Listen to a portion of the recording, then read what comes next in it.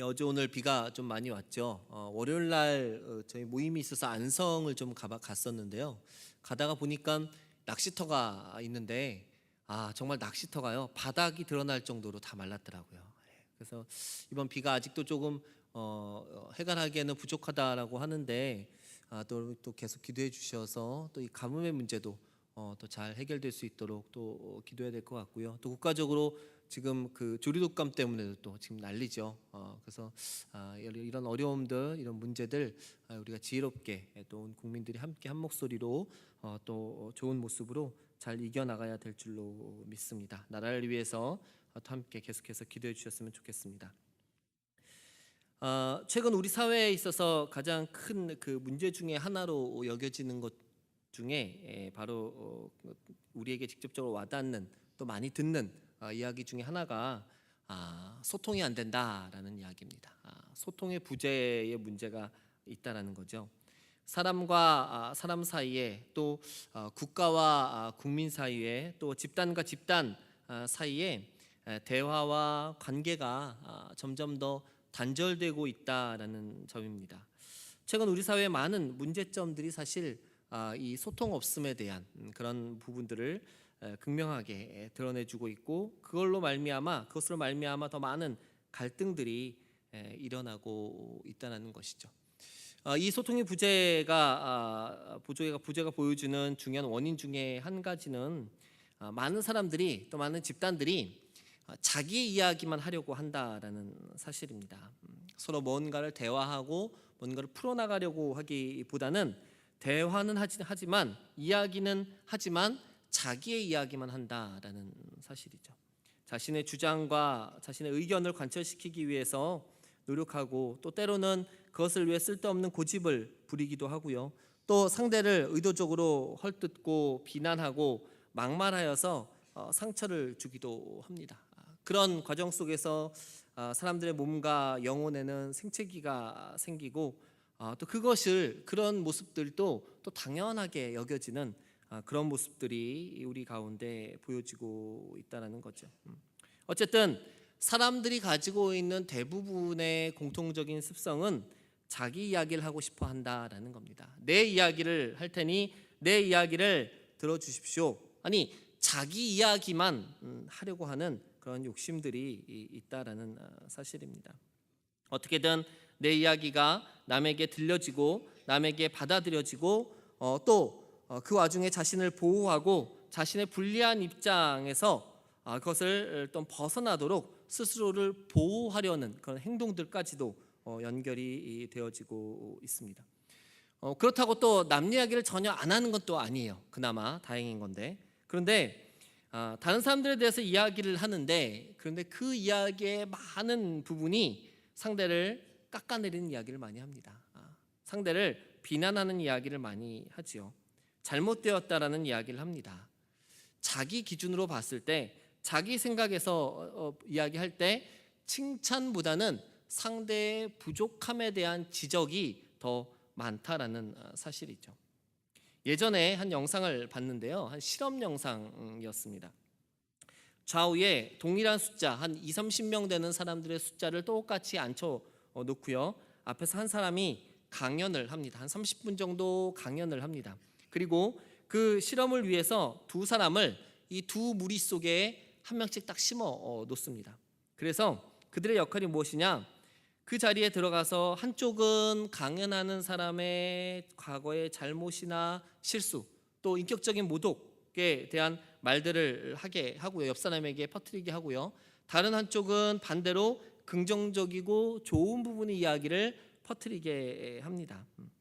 약 30분의 강연이 끝난 다음에요. 조사를 해보는 거죠. 이쪽 그룹에는 이 강사의 나쁜 이야기를 들으신 분을 손을 들어서 확인을 하고 또 이쪽에서는 좋은 이야기를 들은 사람을 확인을 해보니까 결론이 어떻게 났을까요? 부정적인 말을 퍼뜨린 그룹이 이 긍정적인 말을 퍼뜨린 그룹보다 압도적으로 많이 나타났다는 겁니다.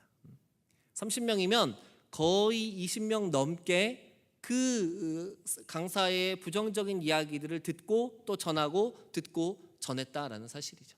반면에 긍정적인 말을 들었던 사람들은 10명 미만으로 좋은 얘기를 들었음에도 전하지 않았다는 사실이죠. 그런 것을 보면 사람들이 무엇을 말하려고 하는가, 어떤 말 하기를 좋아하는가, 이런 모습들을 단면이나마 볼 수가 있었습니다. 자기가 원하는 말만 하려는 시대, 그 시대가 지금 우리가 살고 있는 시대인 것입니다. 또 이것은 단순히 사회적인 문제, 우리와 교회와는 상관없는 사회적인 단순한 현상입니다라고 이야기할 수도 없다라는 게 사실 더 큰 문제 중에 한 가지죠. 바로 그러한 습성과 그러한 양태를 가지고 있는 사람들이 교회 안에 모였다는 사실입니다. 바로 그러한 것을 좋아하는, 나쁜 말을 하고 자기 이야기만 하고 그러기를 원하는 사람들이 또 교회 안에서 함께 모여 있다라는 사실인 거죠. 그렇다면 교회는 어떻게 될까요?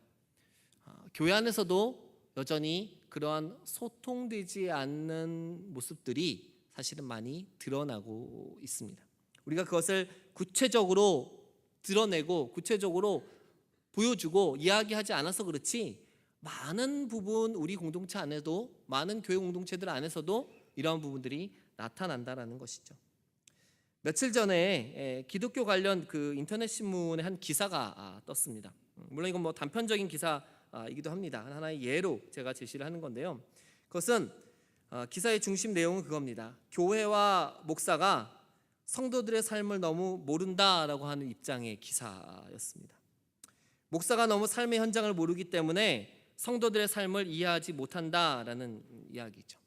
그래서 교회 안에서는 성도들의 개인의 힘든 삶을 이야기한다는 것이 굉장히 불편한 일이고, 또 그런 이야기를 하는 사람들은 교회에서 소외된다라는 이야기의 기사였습니다.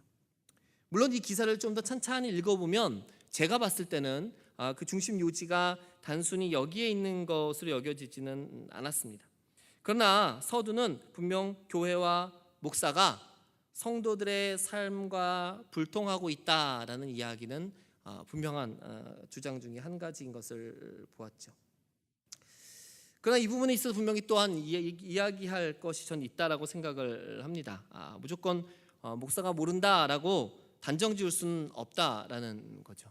근데 오늘 뭐 이야기를 하려고 하는 것은 아닙니다. 이건 또 다른 영역이기 때문에 다음에 시간이 허락되면 또 나누면 좋을 것 같고요. 오늘 이 시간에는 그 현상에만 좀 집중을 하려고 합니다. 어떤 현상입니까? 교회든 사회든 세대와 집단이, 또 집단과 개인과 개인이 불통의 현장 가운데 있다는 사실입니다. 소통되지 못하는 현장 가운데 있다라는 사실이죠.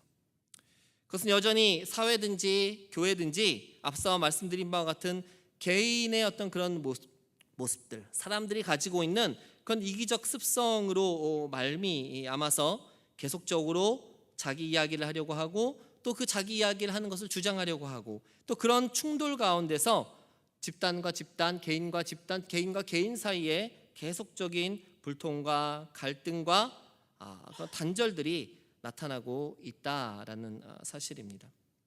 사실 대부분의 불통은 어떻게 보면은 양자의 불통이기보다는 한쪽에서의 단절, 대화에 대한 단절이라고 보아도 될 것이다라고 생각이 됩니다. 어느 한쪽이 소통하기를 원하지 않는다라는 것이죠. 아무리 다른 쪽이 자기가 희생하고 노력하고 양보하여서 그 불통의 문제를 해결하려고 하지만, 그러나 다른 한쪽이 여전히 마음을 닫고 있고 이야기하지 않으려 하고 있고, 그리고 그것에 대해서 자기는 이야기할 의지가 없다라는 것을 강하게 내비칠 때 더 많은 부분 이 불통과 갈등들이 나타나고 있다라는 사실인 겁니다. 아무리 상대가 희생하고 양보할지라도 넌 이미 내 눈밖에 났으니까 난 너를 받아들이지 않을 거야 라는 그런 굳건한 다짐 속에서, 그렇게 스스로 마음을 닫는 모습 속에서 우리 안에 갈등은 계속해서 일어나고 있다라는 겁니다. 전저와 같이 한 사람이 희생하고 섬기고 양보하고 포기함으로써 소통이 이루어질 수도 있지만, 후자와 같이 여전히 하기 싫어라는 그 마음 가운데 우리에게 소통은 또 일어나지 않는다라는 것이죠. 이처럼 사람들의 손에 이 소통의 문제는 결국 50%의 확률로 주어져 있습니다. 할 수도 있지만 할 수도 없는 것이죠. 상대가 누구인가에 따라서, 상대가 어떤 입장이냐에 따라서, 상대가 어떤 위치냐에 따라서 사람들은 소통할지 말지를 결정하고 입장을 정하게 됩니다. 사회에서 경험한 이러한 해결책들, 즉 그 불완전한 50%의 해결책을 가지고 교회 안에서도 사실 많이 적용을 하고 또 시도를 하고 있다고 봅니다. 어떻게 보면 이 해결의 방법에 있어서 그 양보와 희생과 섬김은 교회 안에서 더 많이 이야기되어지고 더 많이 언급되어지고 더 많이 자연스럽게 와되어져야 되는 그런 내용들이라고 말할 수 있죠. 그런데 오히려 그러한 입장과 그러한 생각과 그러한 접근들이 때로는 교회 안에서 더 힘들게 느껴질 때가 있다라는 사실입니다. 사랑하기 전에, 희생하기 전에, 섬기기 전에 먼저 자기의 이야기를 먼저 한다는 거죠. 똑같이 자기의 주장을 이야기한다는 겁니다. 그런데 교회가 더 어려운 부분은 이런 부분이 있는 것 같아요.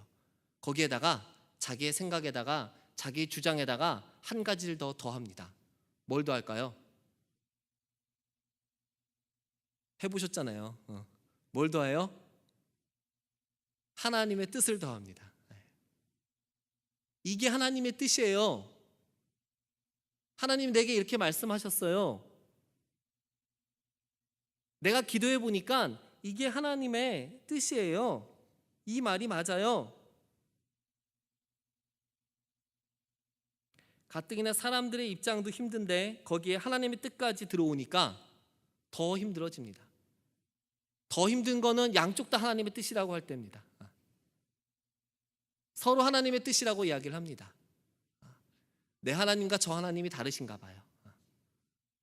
나는 이분인데 저쪽은 저분인가 봐요. 그럴 때 더 많은 어려움과 갈등들이, 그리고 문제가 해결되지 않는 그런 모습들이 더 우리에게 많이 나타나고 있다는 거죠. 실제 교회 안에서 말입니다. 또 교회 안에 세대 간의 갈등도 똑같이 존재합니다. 사회도 그렇지만 교회 안에서도 세대 간의 갈등이 존재합니다. 아까 말씀드린 기사도 결국 교회 안에서의 젊은 사람들과 목회자들, 또 기성세대들 간의 갈등에 대한 이야기였습니다. 우리가 옛날에는 이런 말로 시작이 되면요, 젊은 사람들 입장에서 보면 일단 말하기 싫어집니다. 일단 대화가 막힌다는 거죠. 젊은 세대 쪽에서는 더 이상 말하고 싶은 생각이 없어집니다. 할 말을 잃게 되는 거죠. 또 거기에 대해서 반응을 하고, 거기에 대해서 요즘 젊은이들 얼마나 자기 표현들 잘합니까? 그 말들에 대해서, 그 주장들에 대해서 자기들의 입장과 현실에 대한 삶의 문제와 자기들의 분명한 태도, 단호한 자기 주장들을 하다 보면 작년 세대는 또 이렇게 얘기하죠. 요즘 것들은, 이러면서 작년 세대의 마음도 다치게 된다는 사실입니다. 여기서 느껴지는 전체적인 공통점은요, 네가 희생해라 합니다. 네가 양보해라 입니다. 어느 한쪽이 희생하고 양보하고 이해해야 된다라는 그런 주장들이 계속해서 부딪히고 있다는 거죠. 그래야 최소한 표면적인 갈등이 해결이 되어지고 소통 아닌 소통이 이루어진다라고 생각을 합니다. 그러나 분명한 것은 이것은 한쪽의 희생이지 결코 온전한 소통이라고 말할 수 없는 겁니다. 한쪽이 참는 것이고 한쪽이 포기하는 것이지 서로를 이해하고 하는 행동들은 더욱더 아니다라는 것이죠. 이런 충돌과 이렇게 부딪히는 현실 속에서 우리의 해법은 어디에 두어야 될까요? 세상 사람들이 얘기하는 될지 안 될지 모르는 그 50%의 해법을 가지고 우리는 공동체 안에서, 교회 안에서 여전히 움직여 봤지만 그러나 계속하여 남는 것은 그러한 불통의 잔재들 뿐이었습니다.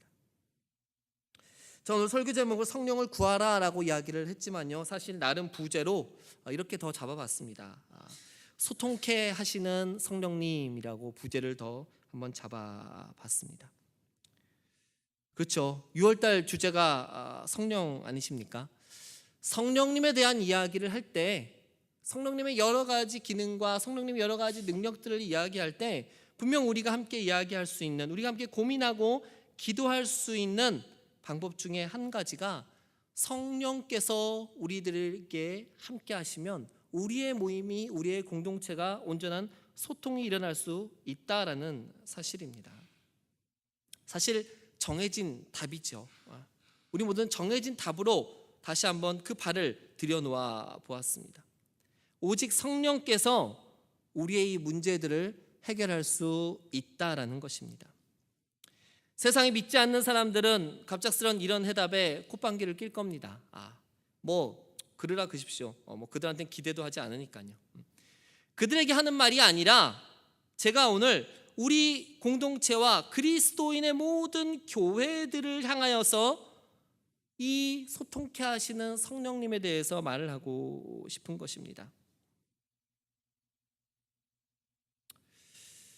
그런데 왜 교회 안에서 이야기를 하는데, 공동체 안에서 이야기하는데 성령님을 통하여 소통할 수 있습니다라는 이 말이 왜 자꾸 떨리는지 모르겠습니다. 왜 약간의 두려움이 생기는 것이 왜 생기는지 저도 잘 모르겠습니다. 성령으로 소통할 수 있다라는 이 말이 과연 우리에게 어떻게 와 닿을 수 있을지 사실 조금 걱정이 됩니다. 어색합니다. 여전히 우리 안에, 우리 공동체 안에, 많은 교회 안에 주장되어지고 그 논의되는 방법들이 혹 세상의 것과 별반 다르지 않기 때문은 아닐까요? 뻔히 기도해야 됩니다. 말씀 봐야 됩니다. 성령 충만 받아야 됩니다. 너무나도 많이 들은 이 말들 때문에 성령님께서 소통케 하십니다라는 말 역시 그냥 그저 그런 말로, 항상 들었던 말로, 의미 없고 능력 없고 그냥 많이 들었던 그런 말로 그냥 남겨지지는 않을까요? 여전히 우리는 세상이 이야기하는 세상의 방법들, 세상이 이야기하는 세상의 주장들의 더 많은 부분들을 붙잡고 가는 것은 아닐까요? 앞에서 살핀 기사들도 자세히 살펴보면은요, 그건 제 개인적인 관점입니다. 제가 봤을 때 그 관점은요, 하나님의 관점이기보다는 약자의 관점이었습니다. 약자의 관점에서 읽혀지고 쓰여진 기사라는 사실이죠.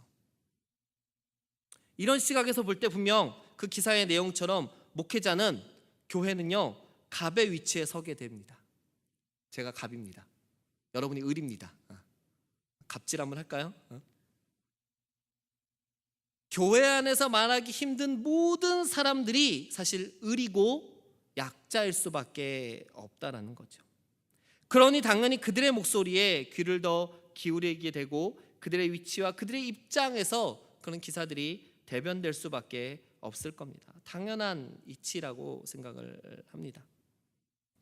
이러한 시대적인 입장과 주장에도 불구하고 누가 저에게 신앙적인 갑질이라고 말할지라도 분명히 말해야 되는 것은, 말할 수 있는 것은 그건 아니다라는 사실입니다.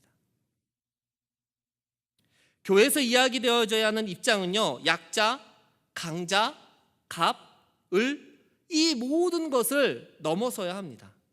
그럼 뭡니까? 오직 하나님의 시각입니다. 하나님이 세상을, 그리고 하나님이 사람을 바라보시는 시각으로 이야기가 되어져야 됩니다. 이게 교회의 어법일 것입니다. 하나님의 시각이라면 사람과 사람, 그리고 세대와 세대, 그리고 집단과 사람 간의 소통이 가능합니다. 이것의 특별함은 사람의 소통과는 분명 다르기 때문입니다. 앞에서 말씀드린 것처럼 사람 간의 소통은 누군가가 희생을 해야 됩니다. 누군가가 자기가 가진 것을 포기해야 됩니다. 겸손하게 나가야 됩니다. 서로가 한 발자국 더 양보해야 됩니다. 이러한 희생을 치르지 않고서는 절대로 소통이 이루어지지 않는다는 것입니다. 언급한 바와 같이 그것을 거부하면 불통이 됩니다. 또 많은 대상들과 사람들은 일일이 각각의 환경에 맞추어서 소통해야 되는 어려움도 있습니다. 내가 한 사람하고 소통했다고 해서 다른 모든 이들과 소통한 게 아니다라는 사실이죠. 또 다른 소외의 계층들이, 소외된 사람들이, 그러한 약자들이 나타날 수 있다라는 것입니다. 내가 당신이 되어 당신의 입장을 이해하는 것으로 끝나는 것이 아니라 그 사람에 대해서 이해하고 나서 또 다른 사람들을 생각해야 되고 한 사람 한 사람 모두를 품고 가야 하는데 그러기에 우리의 능력은 너무나도 부족하다라는 겁니다. 인간에게는 한계가 있다라는 것이죠. 그러나 하나님의 시각을 가진다면은 이것은 단순히 나와 너의 관계에서 벗어나 전체를 아우르는 시각, 지금은 나와 대립된 이를 쳐다보는 것이 아니라 나를 벗어나고 당신을 벗어나서 우리 모두 전체를 살피는 시각이 될 수 있다라는 겁니다. 문학에서 이야기하는 소위 전지적 작가 시점이라는 단어 들어보셨죠? 전지적 작가의 시점으로 전체를 볼 수 있는 그러한 시각과 그러한 마음들을 가져야 한다라는 겁니다. 누굴 통해서요? 성령을 통해서 말입니다. 그것은 어떤 의미인가? 성령을 통하여서 하나님이 우리에게 하나님의 시각을 보여주신다는 겁니다. 성령을 통하여서 하나님이 세상을 향해 바라보시는 하나님의 그 마음을 우리에게 알려주신다는 겁니다. 오늘 오전에 우리 김재영 목사님이 고린도 2장의 말씀을 전하셨는데요, 그 중에 2장 10절에 이런 구절이 있습니다. 하나님의 깊은 것까지 통달하시는 하나님의 모습을 이야기합니다. 바로 성령이 하나님의 깊은 마음의 그 깊은 내면까지도 아시고 그 성령이 우리에게 임하셔서 하나님의 마음을 알려주신다는 겁니다. 성령의 도움으로 우리들에게 세상을 향한, 사람들을 향한, 개인을 향한 소통의 은혜를 주신다라는 사실이죠. 하나님이 주시는 소통은, 성령을 통하여 주시는 그 소통의 능력은 하나님의 마음을 아는 것뿐만이 아니라 더 중요한 것은 서로의 마음을 아는 것뿐만이 아니라 하나님의 마음을 알게 하신다라는 사실이죠. 하나님이 세상을 향하여 가지시는 마음을 알게 하신다는 겁니다. 사람 한 사람, 내가 대하고 있는 이 상대를 향한 하나님의 마음을 깨달아 알게 하신다라는 사실입니다.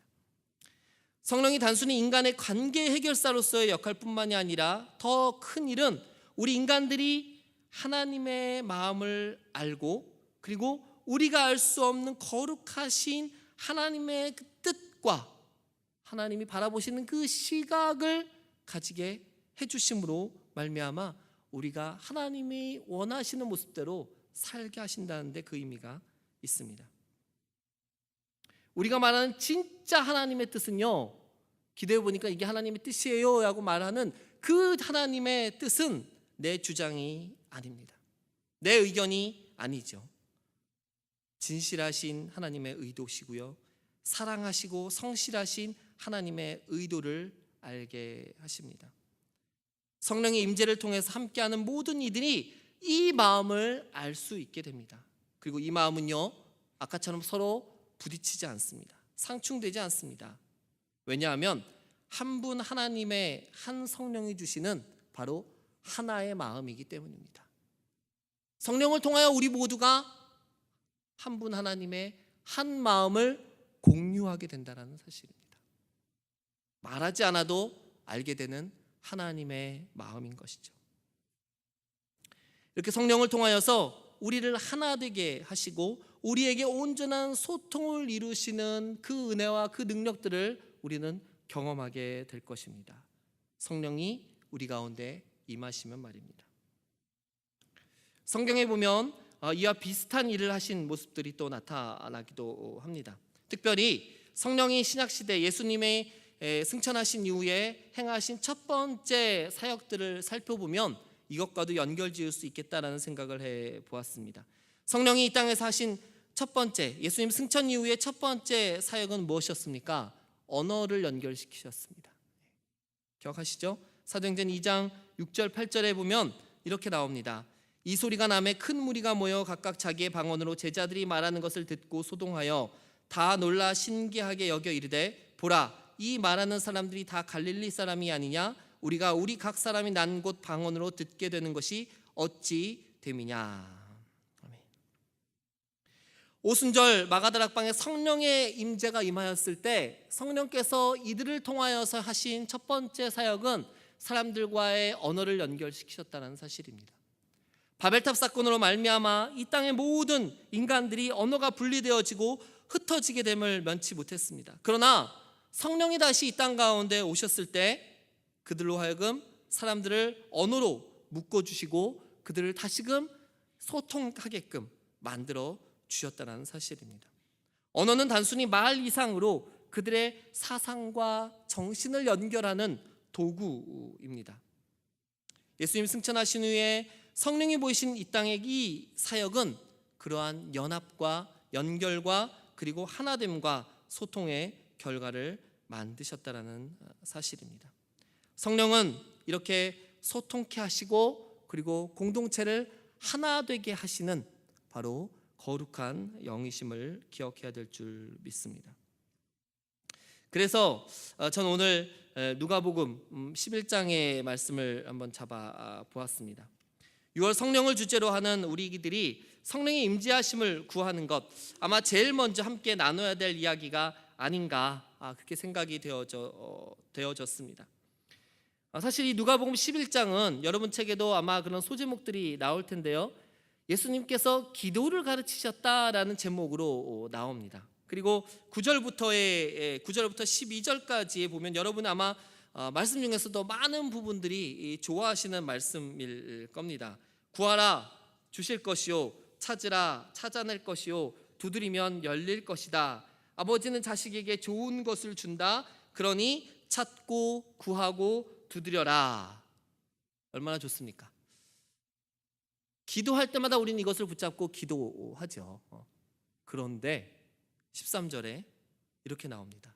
함께 읽어볼까요? 너희가 악할지라도 좋은 것을 자식에게 줄 알거든 하물며 너희 하늘 아버지께서 구하는 자에게 성령을 주시지 않겠느냐 하시니라. 아멘. 아멘은 했는데 뜬금없어요. 왜 갑자기 성령의 이야기가 나왔을까요? 쭉 13절에서 너희 하늘 아버지께서 구하는 자에게까지 기대감을 가지고 읽었는데 갑자기 거기서 성령의 이야기가 나오니 사실 약간 당황스럽습니다. 내가 구할 게 얼마나 많고 내가 간구할 게 얼마나 많은데 갑자기 성령을 주시지 않겠느냐라고 말씀을 하시는 거예요. 왜 갑자기 성령이 나왔을까요? 자세한 건 저도 모르지만 예수님께 나중에 더 물어봐야 되겠지만 그 9절의 13절에서 잠깐 찾아본다면 단어 중에서 좋은 것이라는 단어에 한번 더 관심을 가져보고 싶습니다. 바로 좋은 것을 주시는 하나님이시라는 거죠. 자식들에게, 사람들에게, 구하는 자에게 주시는 그 하나님이 그냥 구하는 게 아니라 좋은 것으로 주시는데 맨 마지막에 성령을 주시지 않겠느냐. 뭐예요? 성령이 제일로 좋다라는 사실입니다. 옆에 있는 분한테 얘기해 보세요. 성령이 제일 좋대요. 믿습니까? 몇 분 아직 못 믿으세요. 성령이 최고라는 것입니다. 우리가 구하고 우리가 두드리고 열 것이 많지만, 간구할 것이 많지만 그 중에서 제일 좋은 것으로 주시는 하나님 아버지시다. 그리고 그 좋은 것은 바로 성령이시다라고 이야기를 하신다는 겁니다. 최고의 선물은 바로 성령입니다. 여러분들이 인정하든지 인정 못하든지 그게 중요한 게 아니에요. 하나님이 보시기에 최고의 선물이 바로 성령이라는 겁니다. 그 성령을 구하십시오. 그 성령을 달라고 두드리십시오. 그것을 위해서 문을 열면 하나님께서 우리에게 성령을 주시겠다라고 약속하셨다는 사실입니다. 오늘 특별히 우리 일남전도에서 오남전도에 우리 성도들께서 함께 헌신 예배를 드리고 계시죠. 교회적으로 보면 가장 어르신들입니다. 가장 연세가 많으신 분들이죠. 언제나 우리 신앙의 본이 되시고 또 교회를 지금까지 지켜오신 매우 소중한 분들이 아닐 수 없습니다. 이분들이 있었기 때문에 또 우리 중앙교회가 이만큼 세워질 수 있었고 또 믿음의 세대들이 계속해서 세워져 올 수가 있었습니다. 특별히 이분들과 함께 나누고 싶은 말씀이 바로 함께 성령을 구하자라는 것입니다. 성령을 더욱더 간절히 하나님께 구하자라는 것입니다. 특별히 젊은 세대들, 저도 여러분에 비하면 젊다고 할 수 있는데요, 젊은 친구들이 저를 볼 때는 다 똑같게 보이더라고요.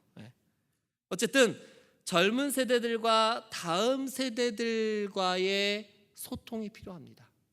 교회 안에서도 그러한 소통이 필요합니다. 점점 더 젊은 세대들이 교회를 떠나가고 있습니다.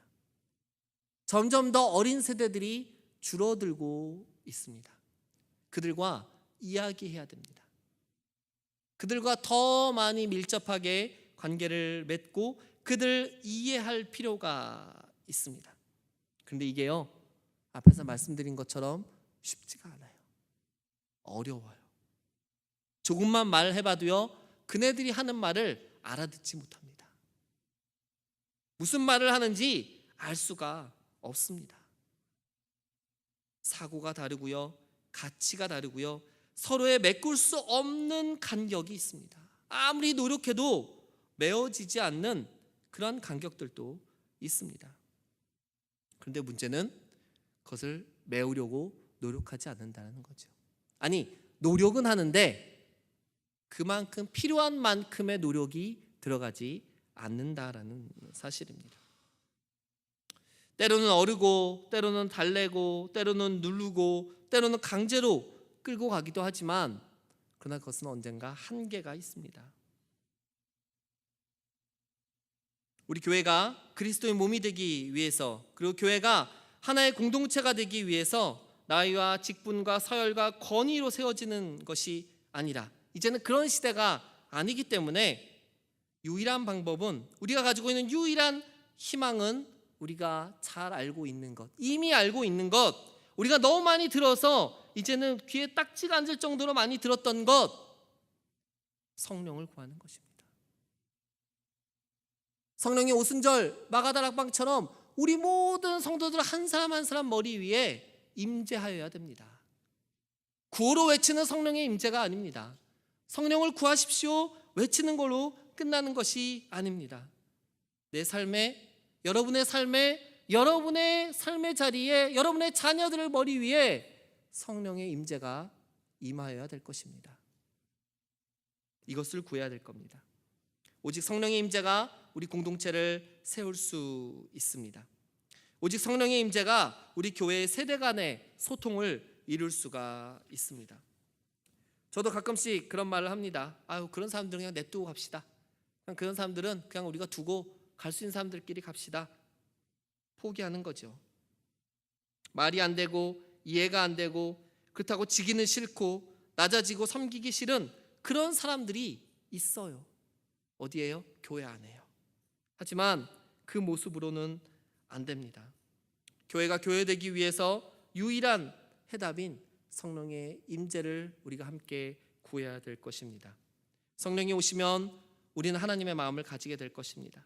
성령이 오시면 서로의 마음을 하나님께로 모으게 될 것입니다. 성령이 오시면 성령이 우리 안에 있는 모든 막힌 담들을 허물어 주실 것입니다. 누가 희생하는 것이 아니라, 누가 지는 것이 아니라 모두가 하나님의 마음을 가지는 것입니다. 그 성령을 구하는 저와 여러분, 그리고 우리 모든 교회 공동체가 되기를 이 시간 소망합니다. 기도하겠습니다. 한 가지만 놓고 기도하겠습니다. 하나님, 우리에게 성령을 허락하여 주옵소서. 성령의 충만함을 허락하여 주시옵소서. 찾는 자에게 주신다고 하신 하나님의 그 약속을 하나님 오늘 나에게, 오늘 우리에게 허락하여 주시옵소서. 우리의 성령의 임재를 위하여서 이 시간 함께 주여 세 번 외치고 함께 기도하도록 하겠습니다. 주여